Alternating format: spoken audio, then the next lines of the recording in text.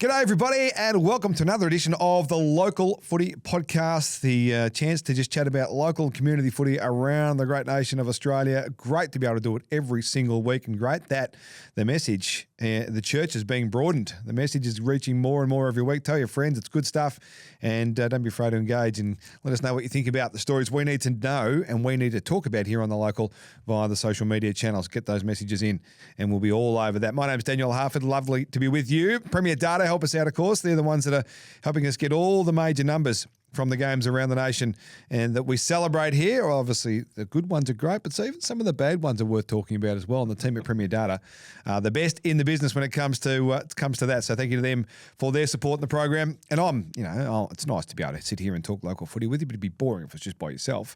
So we bring in someone who knows exactly what's going on in the world of local footy. Nick Sacco is his name. He's back again today. Nico, welcome. Hello, Harf. Great to be with you. I was just saying to you before we got on air, I can't believe we're already halfway through May. Things have just been flying from a local footy perspective, but very nice to be with you once again. No, lots to talk about as always, and you are the main man when it comes to this stuff. So we're wrapped to have you as part of the team. Don't you worry about that. And of course, we're coming on the back of the Fevolution 2 game too as well. Brendan Fevola was back in local footy on the weekend. I think he plays up at East Sunbury week in, week out when he can anyway, but he did a little one-off appearance at Ely Park in the Thirds Division 5 area of the Victorian Amateur Football Association. So that's deep. That's deep in the system, Thirds Division 5, and that had a bit of a rough trot. So the Fev, through his connections at Fox FM, worked out that they could go and help out, make some money for the club, and hopefully get him a win after a fair time of being winless. And he kicked 5 snags. Yeah, 5, very good. 5 snags for the big Fevolution, but it wasn't enough. It wasn't enough. They went down by 4 points to St Mary's Salesian, 11-13 to 11-9, or 11-9 to 11-13, whichever way you want to speak about it. So even with Dave Hughes kicking a goal and Amy Shark performing the halftime entertainment, and she told them all she said hi. There you go. You like that, Nico? See what it did there? Well done. It's not the biggest ick. They couldn't quite get it done, but great. I reckon it's great that Fev does that. Yeah. And he doesn't have to. And I know it's promotion for the radio show and all that sort of stuff. And we'll hopefully get a chance to chat to him in the next week or so. But I reckon it's great that he does that and still wants to be out there and contribute to clubs that have had a bit of a rough trot. No, it's fantastic. And he's been around local football for quite a while now, since his AFL days. And you feel like he could still get good opportunities at some really high-level local footy clubs around the country. But the fact that he goes to some of these struggling ones and gives them a bit of a profile, gives them a pump-up, gets some friends along with him as well, I think it's a fantastic thing. He's been a true local footy hero over the years, and yes, we'd be very happy to have him on at some point as well. But kicking 5 still at this age is a very good effort, but Hughesy obviously didn't lift his weight. No, well, he kicked 1, although I did see, I don't know if you saw this, I did see him on his Instagram after the game. Well, it came through a bit later, but it was after the game. He's still in his full Ely Park kit, running through the hallways of the airport. He's catching a flight to Sydney. I think he left at half time of the game. Oh, he left at half time? I think so. Now, I stand to be corrected on that, but I think that's what I heard. But he kicked a goal and he's got his full kit on, jumper and shorts, and I could hear the click of of the boots he still had on. I reckon he still had on boots running to catch his plane at the gates at Melbourne Airport. Wow. So that was quite interesting that the great man came in and just kicked 1 goal and then took off at half time. Better than Guy Sebastian last year when the boys played at Masala Footy Club, who did his Achilles. Like, what a disaster that is, to go into a little promo game and do your Achilles. Still recovering, I heard. That's no good. No. But Hughesy, he was dead set in his full kit. He would have been sitting on the plane next to someone, stinking up after a half a footy, in his full kit, possibly with boots still on from what I could hear. That is so good. Well done. Credit to Hughesy, because he obviously suffered a big injury himself in the Legends game last year. Legends game, yeah. It's nice to have seen him make a return for that. But yeah, we'd love to see those types of stories floating around local footy. Yeah, all that sort of stuff we love. Absolutely, just connection. I wonder how much the publicity and the exposure for Ely Park, just in this example, what it does for their bottom line, how much revenue they can attract, not only on the day itself, but just because they do 2 weeks of promotion. Yeah. They talk to all the people that matter. And they get an unbelievable promotion for the afternoon. I wonder how much money they make out of that. Well, the fact that we've mentioned them off the top of this podcast. Well, this is award-winning, of course, and highest rating podcast in the history of local footy, as far as I'm aware anyway. Yeah, no, you're right. Might not be, but we'll see how we go. No, they're doing all wonderful things there. Well, let's stick to the storylines then, and we'll get to the stats a little bit later. Righto. There was a lot floating around local football, and I want to start with this bizarre draw that took place with Emerald, who looked to have held on, leading by a point late in the final term. So this is in the Outer East against our mates, the Yarra Glen River Pigs. Not the River Pigs. River Pigs. They've been involved in another story. Yeah, you'll love this one. But so Emerald, they looked to have held on. They were leading by a point late in the final term. And then a player went down injured and the umpire called time off. The siren sounded, catching everyone mid-stoppage. Right. The umpires consulted with the timekeepers and it was determined that approximately 15 seconds needed to be put back on the clock. Oh, so the shot clock. Hold on, though. Play restarts. Emerald then gives away a contentious 25-metre penalty. What for? With playing coach Dave Johnson pinged for taking too long to return the ball. Oh, no way. And then a Yarra Glen player has a set shot from the 40-metre arc. The siren sounds. The shot will still to come. It sails through for a behind, and it's a draw. No way. How about that? That had everything. That's a story with everything. Drama, you got the injury, you've got the stoppage drama, the time put back on the clock, the contentious free kick, the shot after the siren. There's not much more that happens in local footy. That's happened in a minute. That is brilliant. Sometimes timekeepers get caught out with time off or time on. I don't even know which one's which. I never know which one's which. But the fact that obviously the siren going mid-stoppage suggests that they didn't have the time stopped. So sometimes local footy is just like, no, bad luck, the siren's gone. Yeah. Acknowledging it. Well, that in itself, because so when you say stoppage, not like the ball up stoppage, but the game had stopped, obviously. Yeah. It was an injured player. Yeah, injured player. So the game had stopped. There wasn't just a stoppage, but the game had stopped. No. And the siren going mid that period would suggest that the umpires didn't call time off, or the timekeepers decided they'd go jam it. We'll just call it from here. Jeez, you'd be pretty stiff. So the end result was a draw. 91 apiece. Well, after all that drama, it's probably not it's almost the right result, isn't it? Is it? I don't know. I don't know. I need to sort of work backwards a little bit, but it doesn't seem to be like a bad result for considering the drama that nobody goes away with feeling awesome or feeling too crap. No, I guess not. That's very true. But the 25 metre for the and the free kick not for giving not the ball giving back the ball in time. back. Like the clock hasn't started yet, is it? Well, apparently not. No. I don't know how that works. David Johnson would have been pretty flat. Of that just to see how that played out. Yes, there's got to be a vision of that. Let us know. There's got to be a vision of that. We need to see that.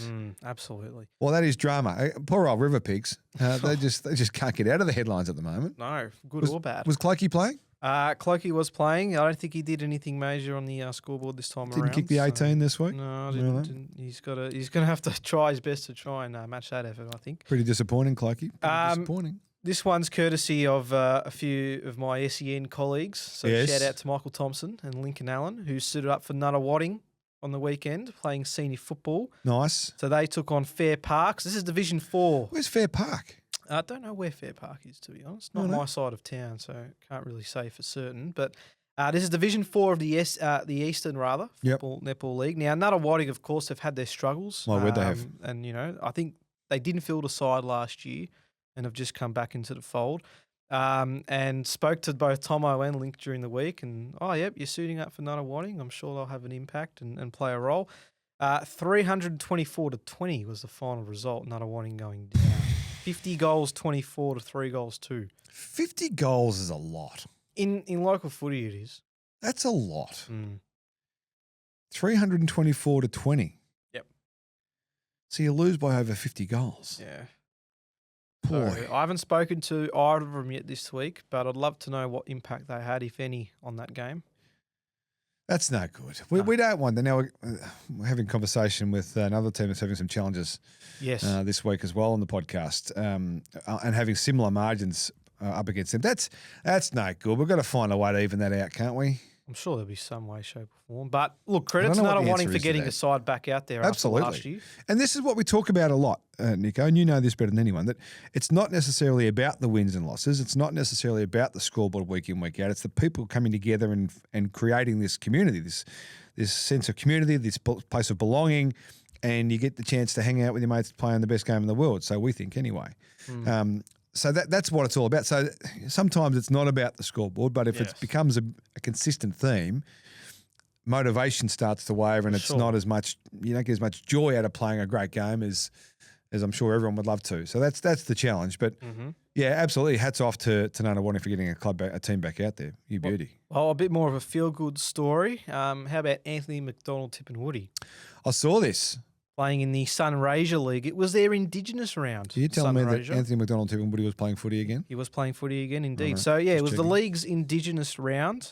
He was playing for Meribin, and they took on Redcliffs. Kicked 5 goals. 5 snags. 3 of them in the last quarter to help them pick up a 10-point win. Oh, a 10-point win. I didn't know the actual margin, the result. Yeah. I just saw him doing some excellence on the socials, on the Premier Data socials. So he's kicked 11 goals in his last 3 games. The one where he cut back through the numbers on his left foot. We're going to see some vision a little bit later. Well, we got that, have we? Oh, that was good. That was very good from our man Tipper. Absolutely. So well done. Good Looks sharp. Good to see him having an impact, of course. East Ringwood remain unbeaten in the Eastern Footy Netball League, and They had the big one. They came from the clouds and they sunk their biggest flag rival, Rowville. Yeah.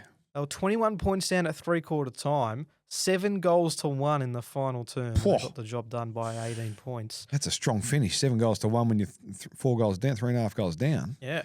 No, they've been very good, East Ringwood and Rowville. I know Benny Wise, the coach there, was one of my boys at Baldwin back in the old days. He's done a great job.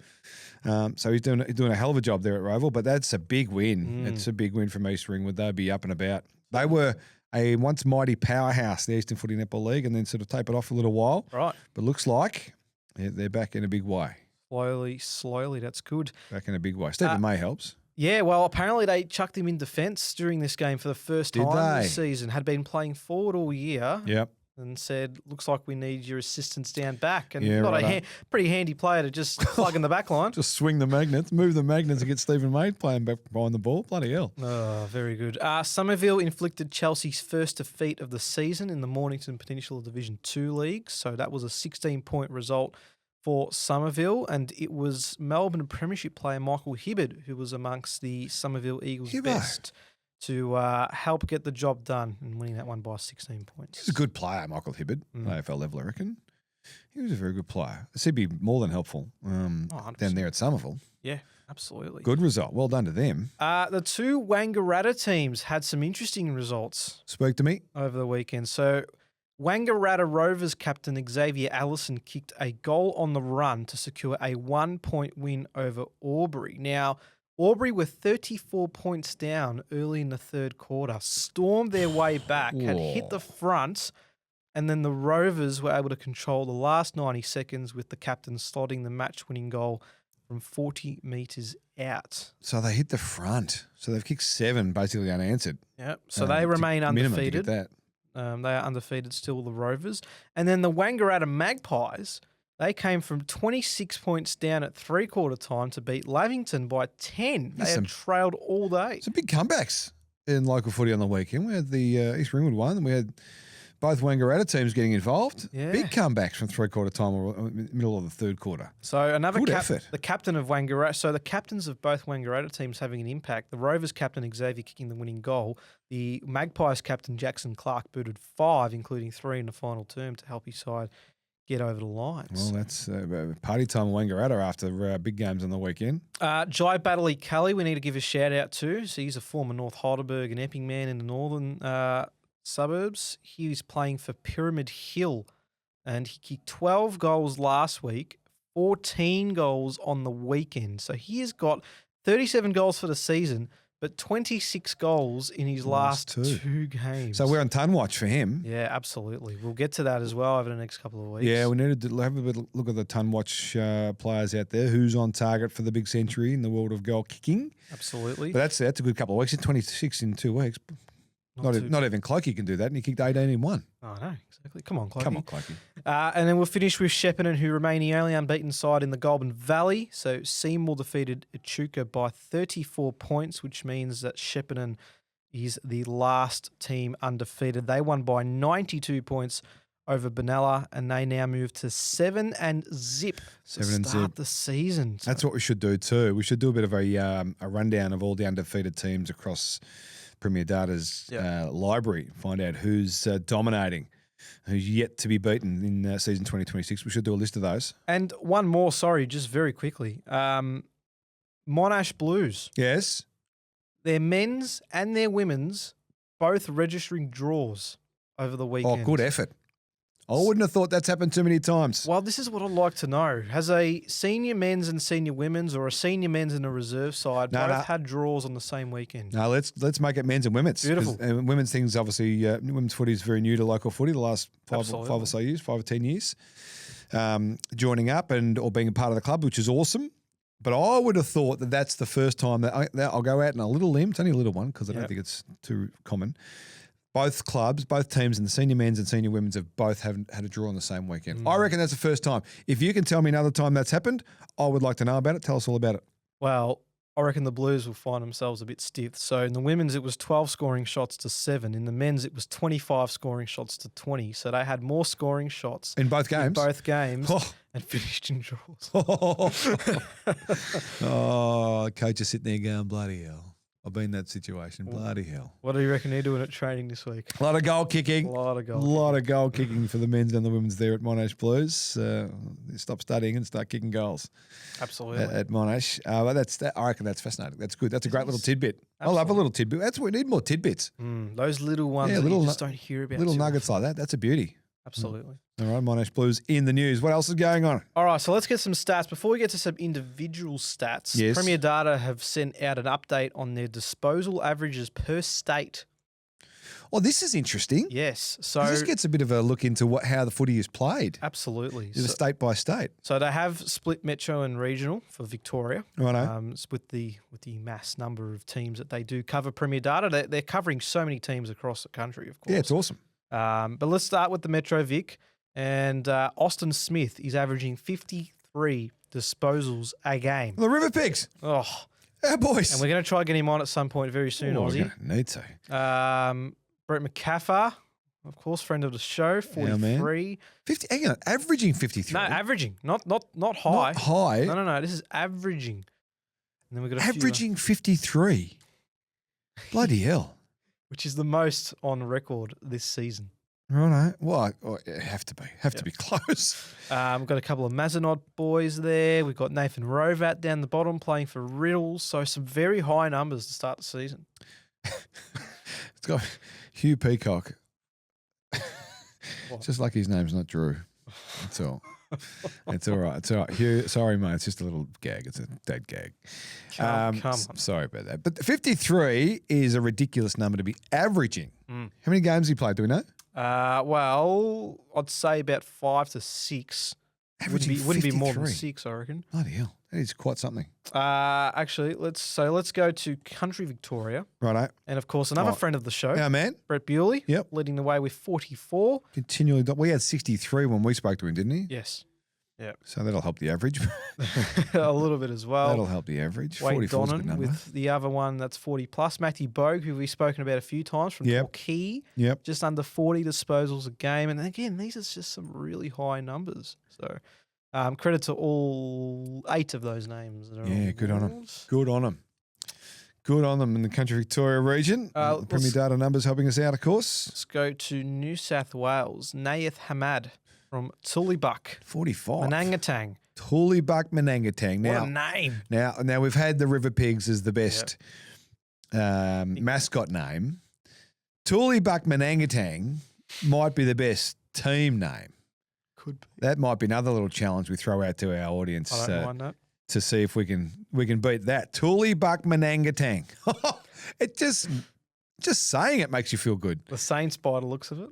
Tuli Manangatang. Now that is magnificent. And they've got Naif just dominating proceedings, of course. Yeah, we've got a couple of players from that team. Robbie as well, down there with 35.5. I want to know if there's a better name in footy. I want to know about it. Let us know on the socials. We need to find out who has the best name. Team club name, not the mascot name, the club name. We've got the River Pigs. We reckon they're pretty good. But I think club names is the next evolution for us here, Nico. I like it. I really like that. That is good. South Australia. Now, I'm interested in this because I'm coaching the Amos. Not as many in terms of high disposal counts, but Riley Holder from Cove leads the way with 35.8 disposals. So what do you reckon that says? Now, the inquisitive football mind that I have at times, and I'm in that mode at the moment, what do you reckon that says about the style of footy? Because we've got 53, 45s, high 40s. And then in the top 8 in South Australia, you've got 35 or 36, say, down to 23. What are you implying? So is that more certainly not a possession-based game for a lot of these teams, it looks like. It's more straight line, sort of route one, sort of Go back to the old days. Just kick it long down the guts. I'm just looking at those numbers and I'm just trying to work out how the games are being played. Look, I would take I would put into some consideration the fact that they might not cover as many teams as they do in Victoria, which hence might skew a little bit of these statistics. But in saying that, absolutely. It is very fascinating. You've got to play somewhere, these players. Maybe one to keep an eye out for as the season progresses and we get our next update. Yeah, let's keep an eye on this because I reckon that's interesting. Absolutely. A couple more to finish. This is Tassie. We've got so there you go, your 40s and 35s again. So Josh Ponting. A bit more sort of control the ball sort of stuff. Plenty of names that we've spoken about a lot of those. Yeah, Bailey, Olivia, Georgia. So, yes, lots of names there. So good to see. Josh Ponting leading the way with 44. There you go, Tassie. The Hawks have just been kicked out of Tassie, so no more love for them down there. It's a bit of a shame. And then WA in a very similar vein to South Australia. Well, this is interesting too because more often than not, they're big grounds over there too. So Brodie Matthew Gray with 36.2. That is interesting. This is all. I'm very interested in all this stuff. All right. Interesting. There you go. So this just gives you a little bit of an idea of some of the trends. That's good from Premier Data. That little window into the world of community footy is very, very good, I reckon. We love that. But we also love the individual stats. You betcha we do. Righto, let's go. Let's get to some of the ones that caught our eye. Hit me. Jaden Hunt. We spoke about this before. West Coast bloke. The Melbourne West Coast bloke, yes. The golfer. The golfer, the headband wearer, the one-time kicking from 80-metre goal player. He made his debut for Drysdale in the Ballerine Football Netball League over the weekend and just helped himself to a lazy 7. Just to a lazy 7. 20-7. That's a pretty good day for Jaden Hunt on debut. Oh, pretty good. I'm not sure how often he'll be with Drysdale throughout the year, but regardless, that is a very handy little debut. Yeah, I would think that's a very welcome addition to the Drysdale roster for Jaden Hunt. Did he wear the headband? I would assume so. I hope so. Oh, come on.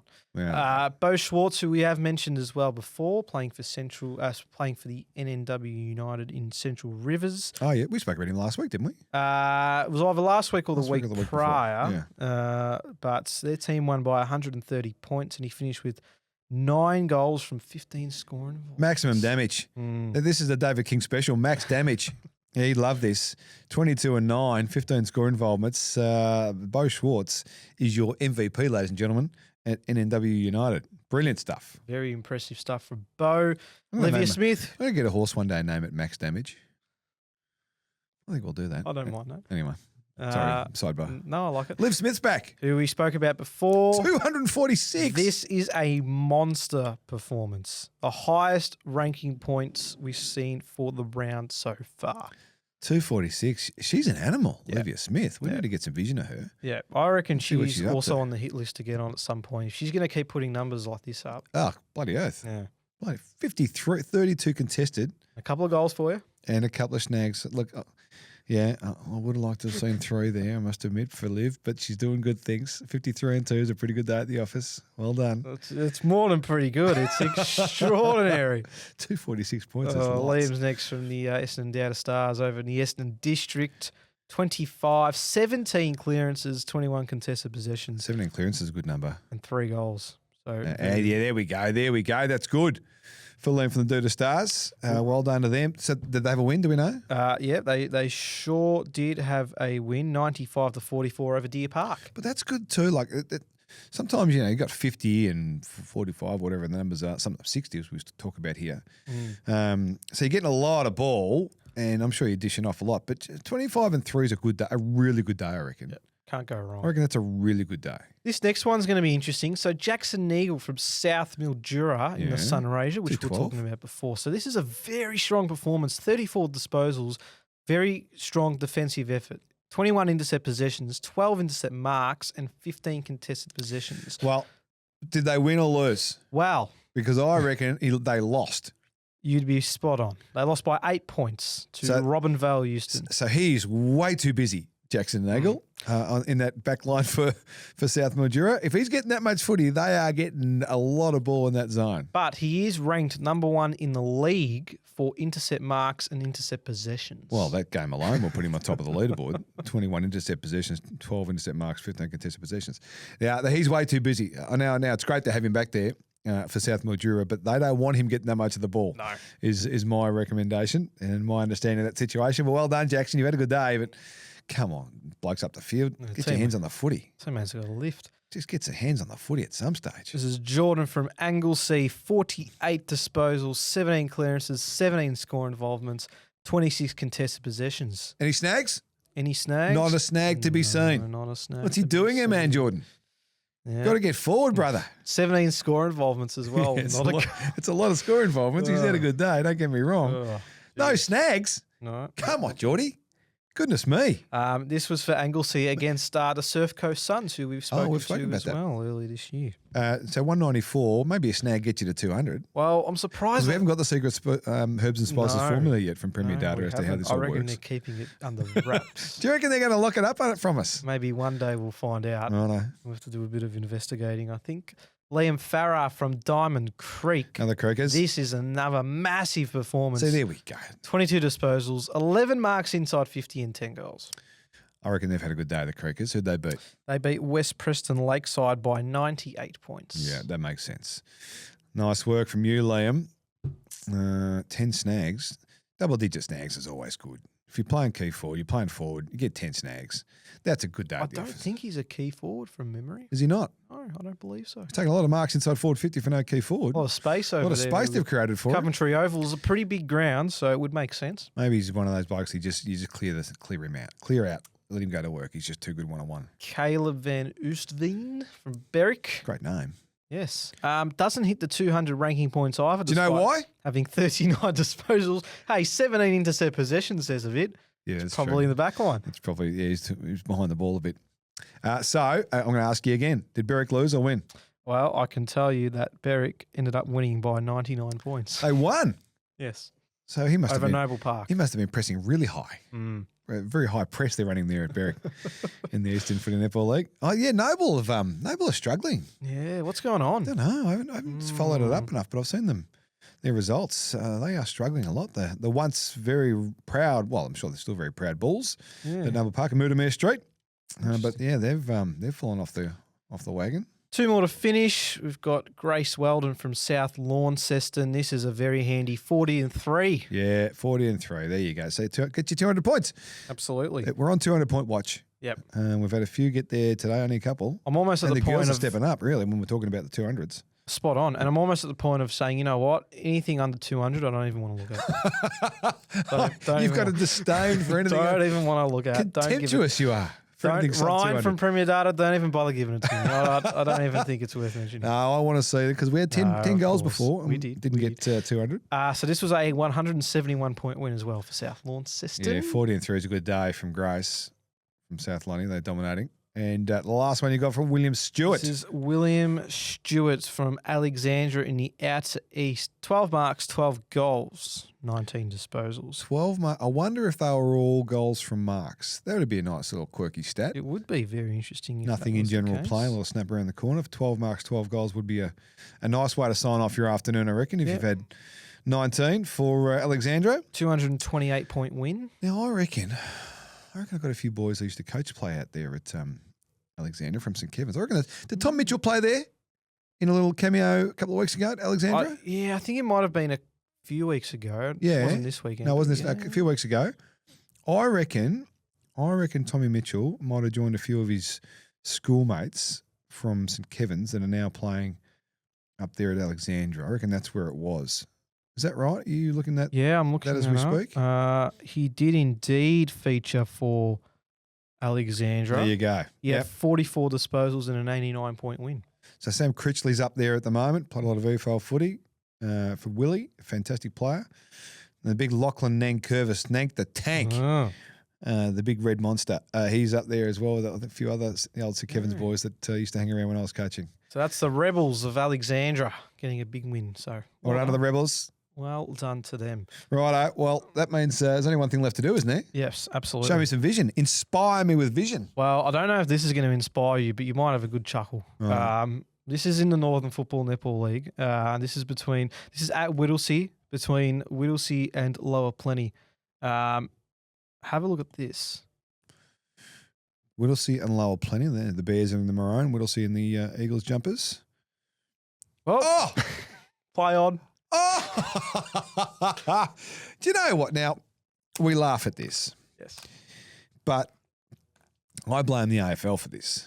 Because what is happening in the AFL and I've been on about this for years and people get sick of me talking about it, but I'm going to go again. The integrity of disposal, Nick Sacco, must be protected. Yes. Right? It needs to be. Remember the charter? Remember the AFL used to talk about the charter of the game? Yeah. Remember that? Where's the charter gone? It's locked in a cupboard somewhere. Disappeared? It's locked in a cupboard. No one knows where the key is and they can't get into this cupboard. It's the same cupboard the wet bulb lives in for the Australian Open through the summer. Yeah. No one's ever seen the wet bulb. It just lives in a cupboard somewhere. It's the same thing with the charter of the game. These are the rules, the things that must be protected in the history of Australian rules football. And the integrity of disposal must be protected. The AFL decided that they're happy for you to throw it just to keep the ball moving because they like continuity. Mm-hmm. But being able to dispose the ball by hand in a handball situation is a skill of the game you need to master to be very good at this game. And this is what happens when the AFL tell the world, don't worry about it, just turn away from the umpire and throw it and we'll be fine. And that's, my goodness gracious me. My goodness gracious me. It's getting worse. Can I say it one more time, please? Yeah. I don't know. Part of me doesn't want to, but like hats off to number 15 for getting it done. Zane Anderson. I'm sorry, not number 15, the other one. Couldn't quite get his number. 15 gets 17 it was. 17. Zane Anderson. Like hats off to you for getting away with it. My goodness. Very funny. You know what? I was talking to the great Kevin Bartlett last week. I did see you doing some more cross promotion. I hope you gave us a plug. A guest appearance. I think we did give us the plug on the KB and the Doc podcast because Doc was away. And we were talking about this, and KB's as annoyed about this as I am. So two old men yelling at the clouds here. And he said, you know what's going to happen? And one day, the AFL will just say, you know what? Just throw it. Everyone else throws it. Rugby throws it. Basketball throws it. Gridiron throws it. American football throws it. Everyone just throws it. So you'll just be able to throw the ball. And that'll be just part of the game, accepted part of the game. Imagine being tackled. He was saying, someone gets you, you got one arm free with the ball, and you just hoik it over your head 30 metres. That will be allowed in the game sooner rather than later, the way the game's going. It's a disgrace what's happening. It's sort of funny, but I'm sort of feeling sick. I hope you're wrong. No, so do I. So do I. The integrity of disposal, it's in the charter. We've got to find the key to the cupboard and get the bloody charter out and fix it up. All right, it's a disgrace. Moving on. This is in the Murray Football League. This is Finley versus Rumballara. Now, keep an eye on how this plays out. So there's a few spot fires taking place here. Yeah, right.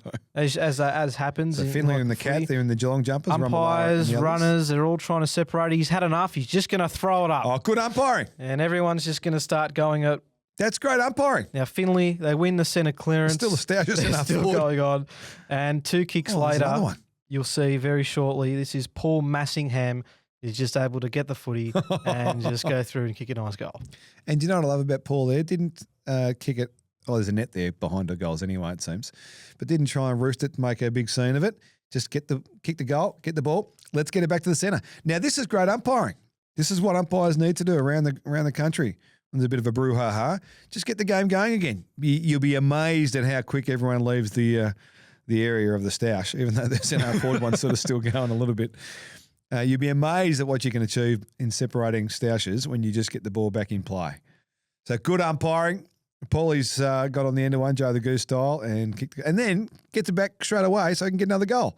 This is good from Paulie. But that's good umpiring. More of that. So shout out to Finley, the Cats. So we heard when we were doing our little conversation the other week about the Northampton Rams being the best pound-for-pound football club in Australia, in WA, Paddy Cripps' home.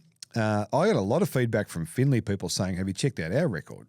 Now, they have a ridiculous history in terms of producing national level AFL, VFL, state league level footballers in the old days, but it's not current. It's not a 20, like in the last 20 or 30 years. We've got to go back 60, 70 years. I see. So that's Crawford sort of area. Shane Crawford, Tommy Hawkins, that sort of stuff. Alan Jeans was from Finley as well. All right. Okay. So they've got a great history in footy, the Finley Cats, but they're not quite Northampton, I don't think. All right. No, they're not. Next up, this is Elliot Powell playing for Albury against the Wangaratta Rovers in the Ovens and Murray Football League. What's his name? This is Elliot Powell. Elliot, righto. The ball goes inside 50, or out the pack, trying to shrug the tackle. This is actually a very nice solo goal coming through, but watch out. Oh, no. Man down. The poor goal umpire gets cleaned up, but gets on his feet straight away. Bit of a smile from the goal umpire. He's okay. That's good news. It was a nice little snag, wasn't it? It was a good goal. How good's that deck look? Yeah. That ground looks amazing. Yeah, that's a nice little zigzag. We're in the 33, Cyril Rioli style. Following the ball right through. Nick Watson style. And gets the goal umpire on the way through. All's well that ends well there. Absolutely. All's well that ends well. A bit of a hug and a kiss, and see you later on for a beer, maybe.